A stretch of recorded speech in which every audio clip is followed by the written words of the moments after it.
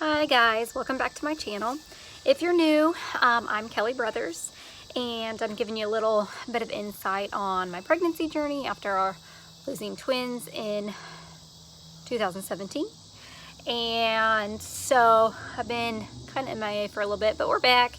If you haven't already done so, subscribe, hit the like, and we've got a little bit to go over today.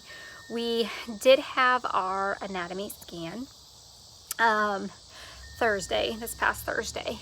So I am 20 weeks and about 2 days.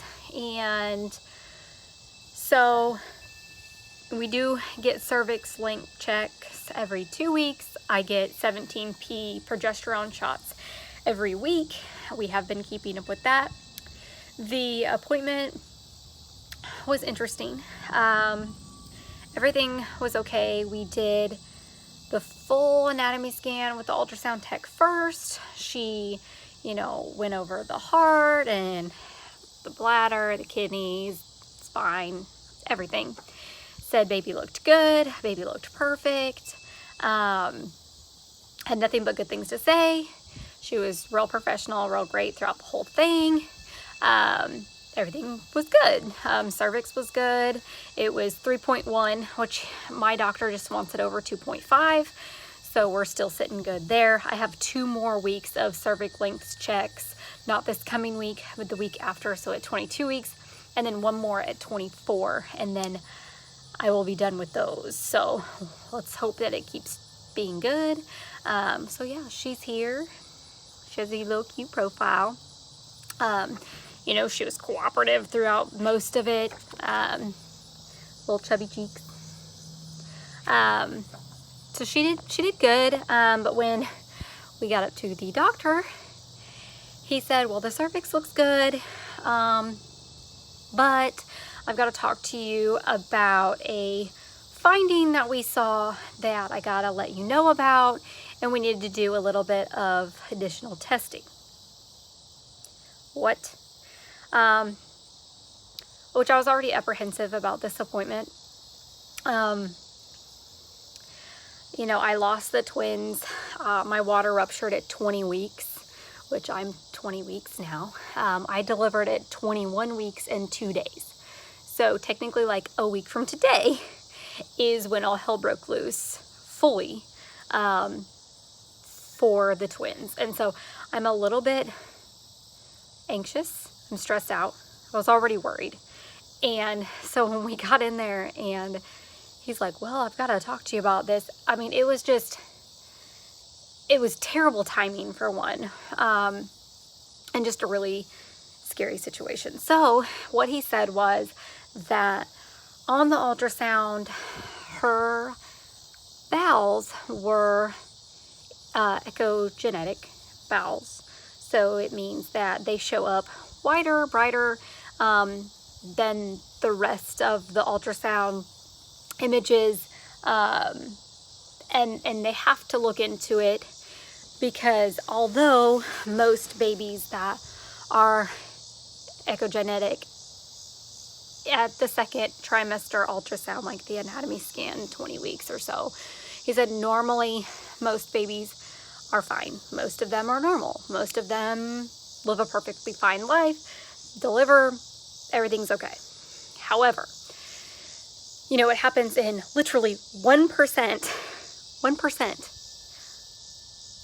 of pregnancies. Like, really? I had to get the 1%? Like, we've been through so much and I was just so overwhelmed. And so when he started talking, cystic fibrosis and Down syndrome and, a bunch of infections and viruses that he has to look into, it took me on an emotional roller coaster.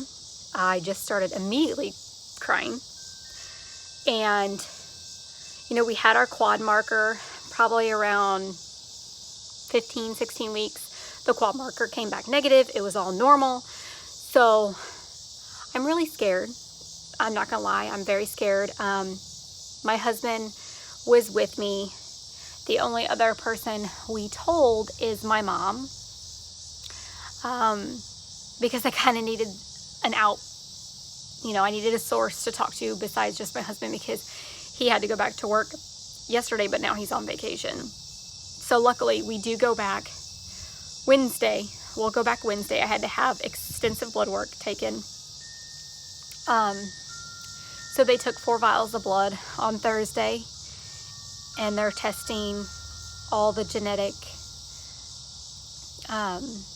you know, chromosomes and everything that will show up in my blood. They're checking for baby Down syndrome and cystic fibrosis and all these infections, and I feel like I haven't even been able to breathe. I've been trying to keep myself busy. Like I said, I told my mom only because I needed somebody else to talk to besides my husband, because obviously my husband is being, you know, obviously he's being positive, which I adore him for. And I'm trying to be positive too, but you know, it's a lot easier said than done. You worry. You can't stop thinking about it.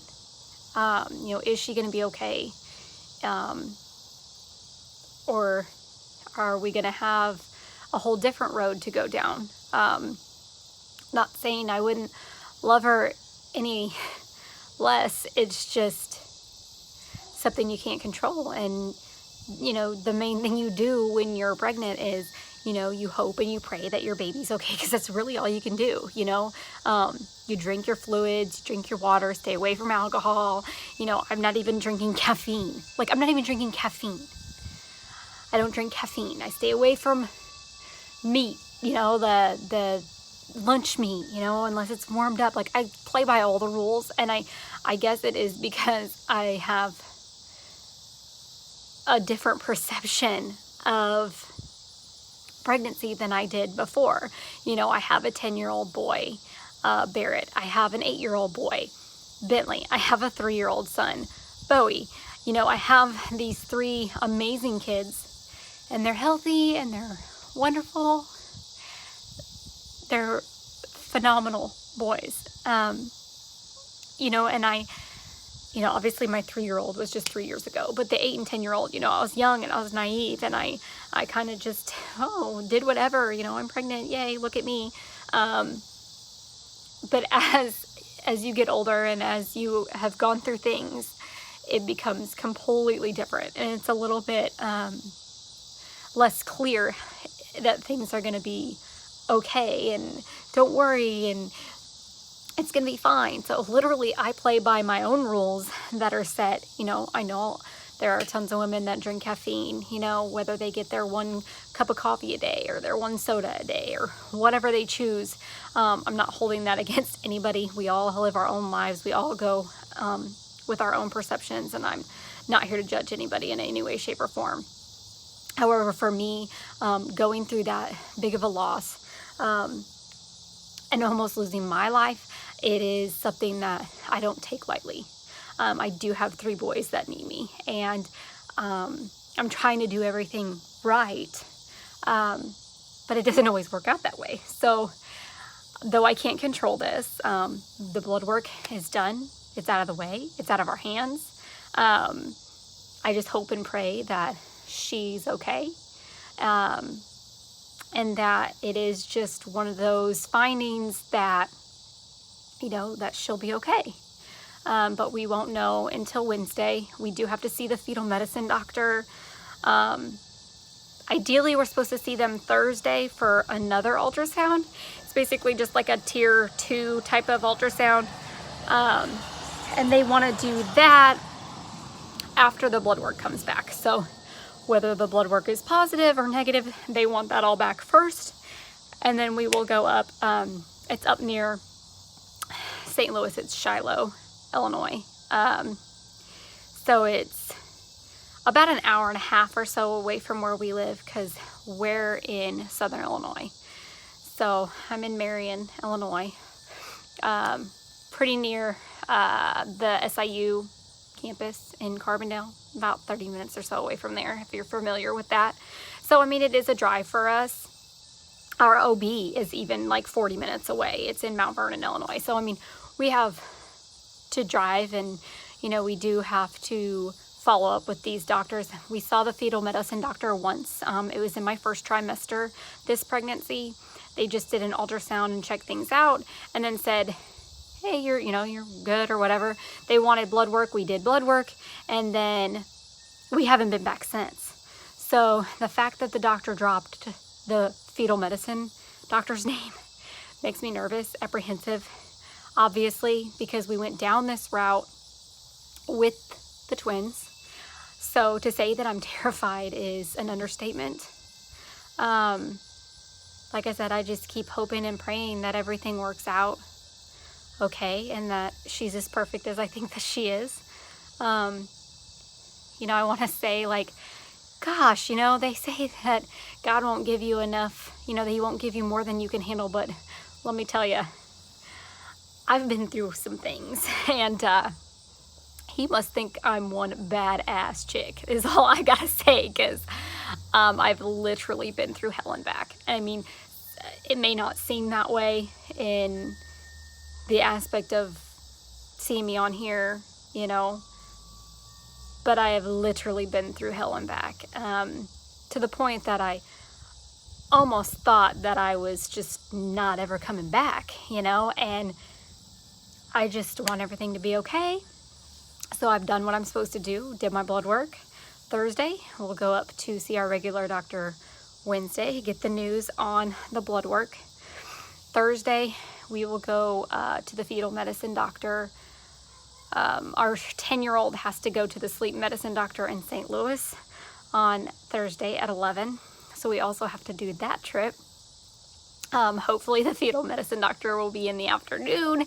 So we're gonna stay up there, bebop around, and then go to the appointment. God willing, it is where it'll work out that we can be in the two places, because we have to go up there as well for our son. So it's been an interesting couple weeks. My husband still gives me my shots on my off weeks. We didn't do it till late last week, so I did not video that. I do plan on videoing it at some point. Next one will probably be our results from the testing, the blood work, and everything that our doctor does. I may not necessarily, I might wait till we see the fetal medicine doctor as well, just to get the ultrasound information as well. But if y'all can hope and pray and send good vibes or juju or whatever you want to do our way, I would greatly appreciate it, because I obviously am a hot mess. In more ways than one, to be honest with you, and I know that I am, but at least I own it.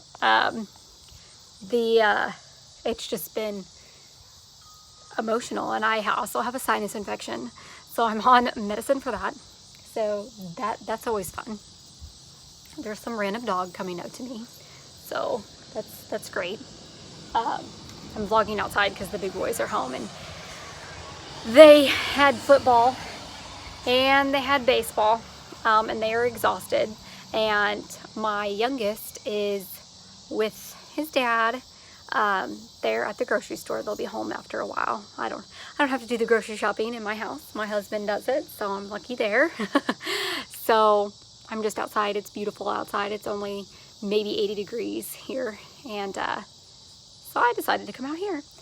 Got new hair color and my face made up, even though I'm on 3 medicines and I literally feel like crap. But each day at a time, right? One day at a time. So I will let you guys know what happens. I had never heard of this echogenic bowel up until Thursday.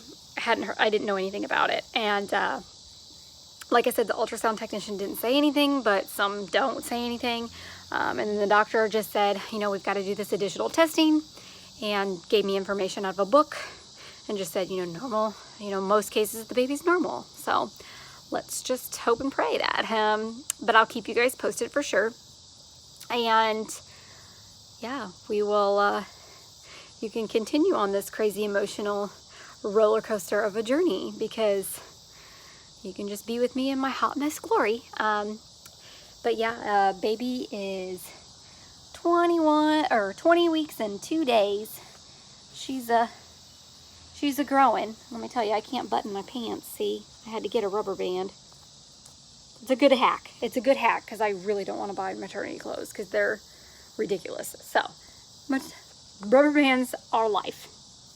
But yeah, she's slowly pooching out there. So yeah, here's to hoping, everyone, and I'll keep you updated, okay? I hope you all have a wonderful weekend, and I will catch you on the next video. Bye.